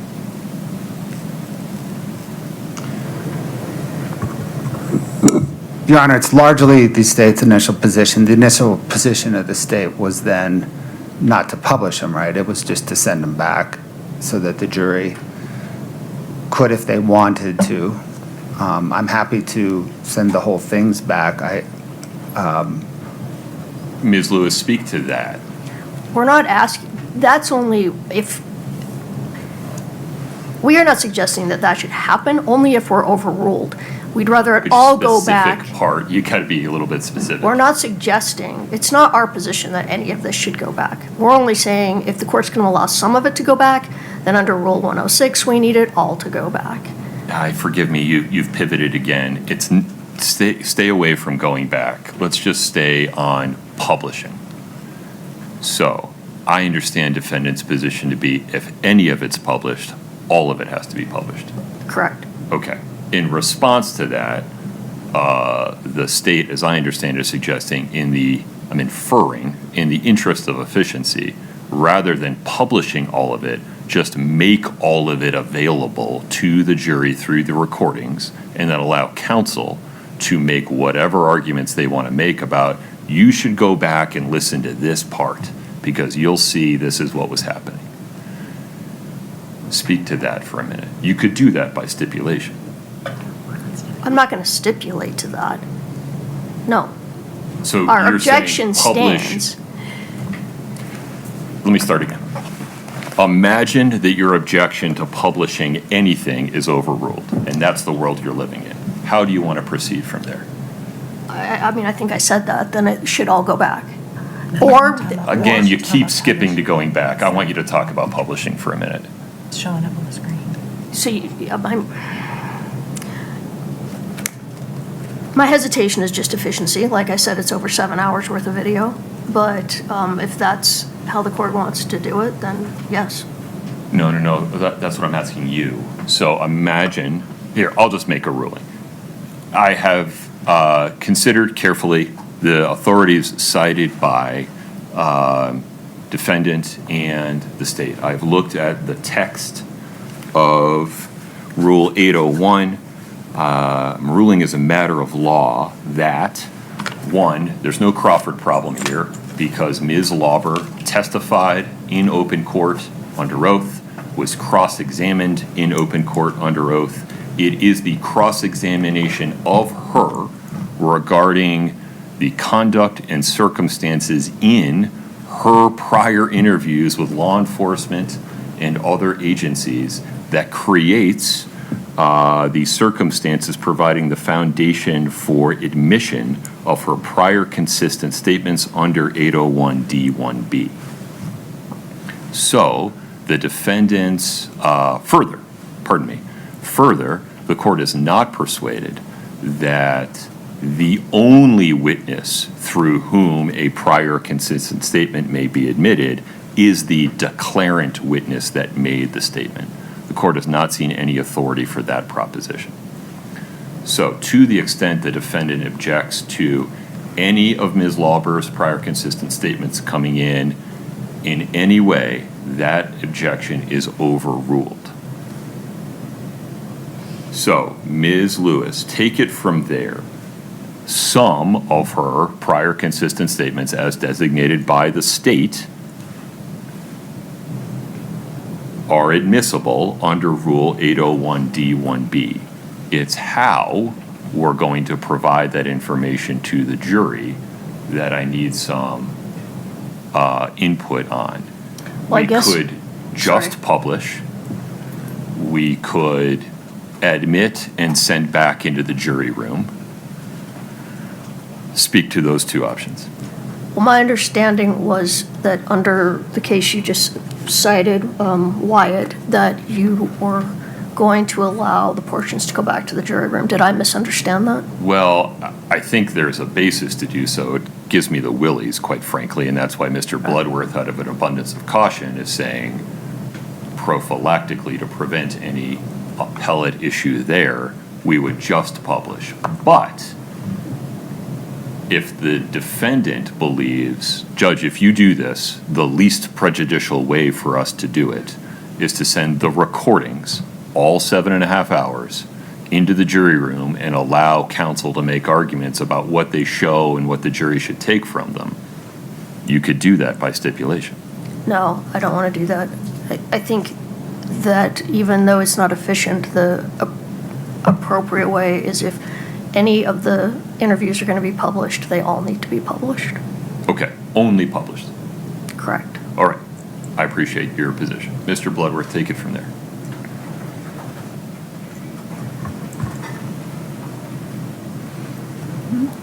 Your Honor, the state moves to just publish the narrowly tailored versions that we proposed as whatever it is, 8-57 through 63R.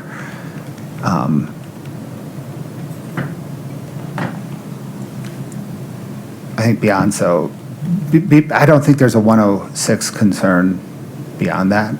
I don't know, we're going to find out, but okay. Yeah, and as compromise.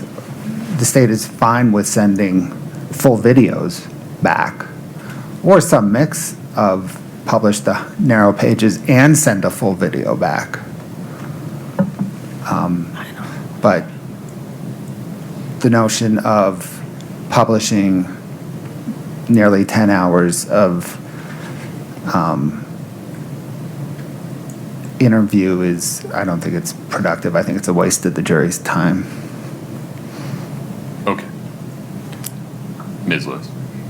We object to it all going back. It's the same problem. The problem arises is the same as, well, let me rephrase that. The jury's been told they're to rely on their memory of witnesses. If the whole thing goes back, they can go over and over and over her statements on the video, which is not what they can do with any other witness. So if it comes in, it needs to be published, and then they have to rely on their memory just like they would with any other testimony. I appreciate that position. Why are we publishing all of it rather than just the parts or some parts of what the state has designated? Because there are, I mean, I already made my issue, or raised the issue about the May 10th. We'll get there Transcript. specifically. Any others? Yes. I mean, I would have to go through, I have gone through, but to go through right now, every specific part. But there's a lot that's being left out, and a lot what's being left out are the statements where officers are telling her about what she needs to do in order to not have to go to jail, what kind of deals they're willing to make for her, what she needs to do and say, and that's not included. And yes, some of it she was cross-examined on, but there's a lot more statements like that she was never cross-examined on. Well, that's choices defendant made, though. So here, in order for me to include additional material, there has to be some basis. Is it a Rule 106 request? Yes, but in all fairness, the choice was made because that was all that she was questioned on in direct examination. Had there been a redirect back to where I started, then I would have chosen other portions, but I have lost the opportunity to do that. You haven't, but that's okay. You can certainly have access to this witness. Well, I think we've made our record on that. Are there Rule 106 portions you want to add, having reviewed the designations? I think we need all of it. I think the jury needs to see exactly what her demeanor is, how she acts with the officers, how the officers treat her. There are numerous other parts of this transcript that may come in through Detective O'Driscoll. I don't know yet. I mean, I don't know the answer to that fully yet, but there are a lot of other statements by both Detectives O'Driscoll and Detective Maynard that go to show that she was unduly influenced. There's a lot of it. I know, but you're not giving me which ones they are. It's because, I mean, all of them. Okay. All right. That is hard to rule on because it can't be all. Why not? Well, certainly your position isn't that every single statement made by the law enforcement officers and every single answer is evidence of undue influence. It shows an arc. That's the state's point. Right. I know, and now if we're going to do part of it, then we need to show the whole arc. That's not how Rule 106 works. I need you to be more specific. I don't have specific outlines right now in the 1,000 pages of transcripts as to what we would want and what we would, I mean, we want all of it. If you want me to go through all 1,000 pages again and try and figure that out, I mean, guess we can find some time to do that, but. Okay. So, Mr. Bloodworth, as for today, how does the state propose to proceed?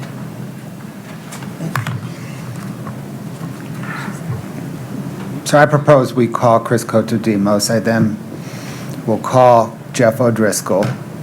We will get to maybe, 45 minutes into his argument before this will become an issue.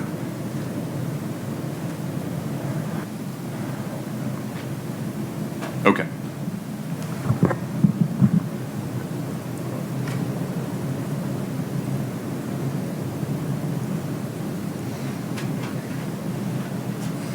My sense on timing, Your Honor, is this doesn't become an issue till a lunch break.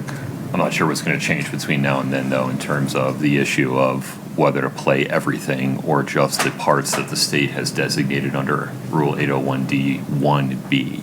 Fair. So, all right. The issue before the court is the state's motion to admit redacted exhibits 8-57R through 8-63R. The state is offering what it views as narrowly tailored portions of the transcripts of Ms. Lauber's prior interviews with law enforcement investigators and other government agencies as evidence of prior consistent statements by Ms. Lauber under 801D1B to rebut an express or implied charge that when she testified in open court in this case, she acted from a recent improper influence or motive in so testifying.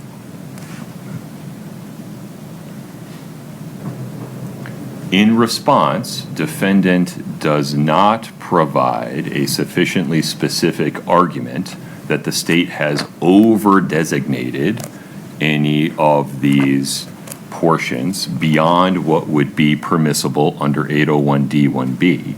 And though defendant makes a Rule 106 argument regarding additional portions that would be necessary to provide context for, explain, or qualify Ms. Lauber's statements, their position is that all of it does.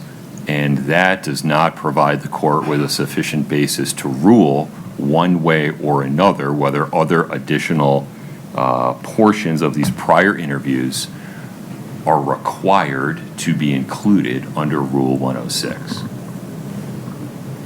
Based on the record currently before the court and the procedural posture that brings us to this point, the state's motion to admit redact exhibits 8-57R through 8-63R is granted to the following extent.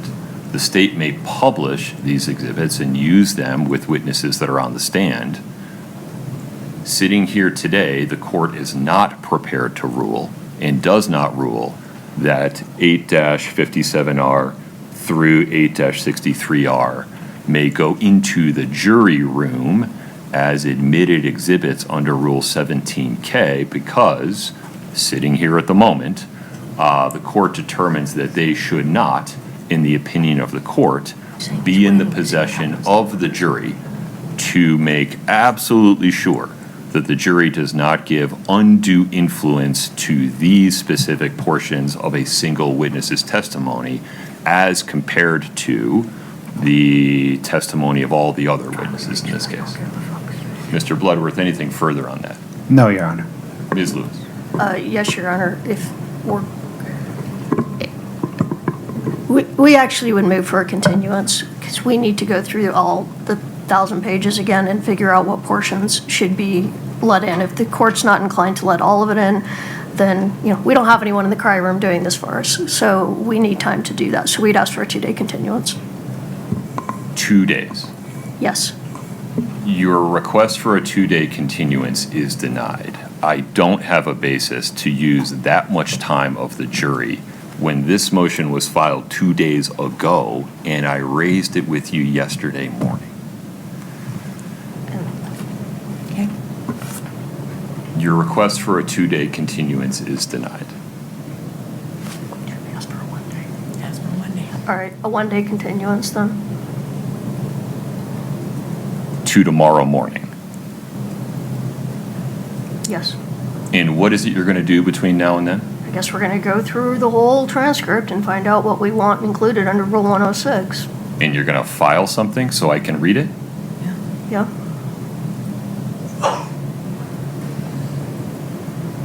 Mr. Bloodworth.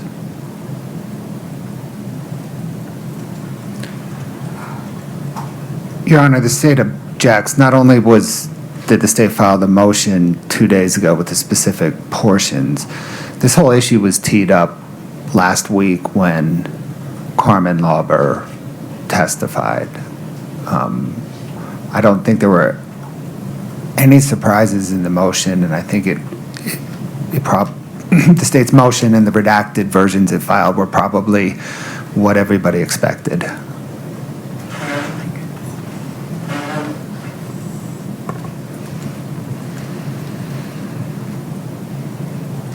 All right.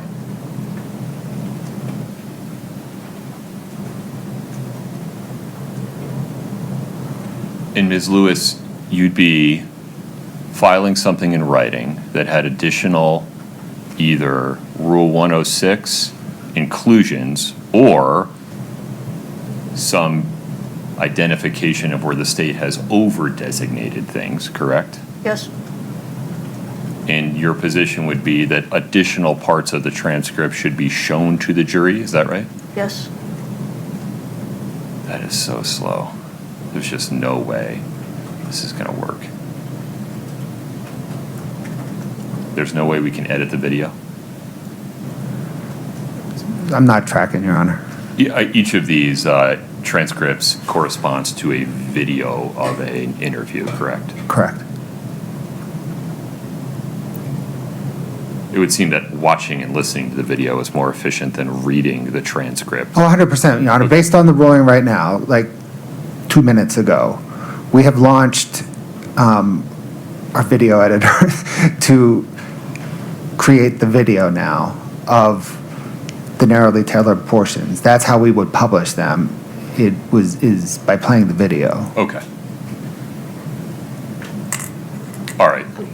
One suggestion could be if the state wants to hold off on publishing all of this and see where they get with their testimony of Detective O'Driscoll, and maybe through appropriate direct examination, they can get in the portions they feel are important, and then maybe none of this would be necessary if that decision could be held off. And then if at the end of the day they still want to publish the whole thing, then we would ask that we not hold court tomorrow so we can do that. I think that would be more efficient. Maybe. Your Honor, we're going to want to publish it. Okay. Let's just cut to that chase. All right. Folks, give me 5 minutes. Actually, just give me till 11. Okay. We're in recess.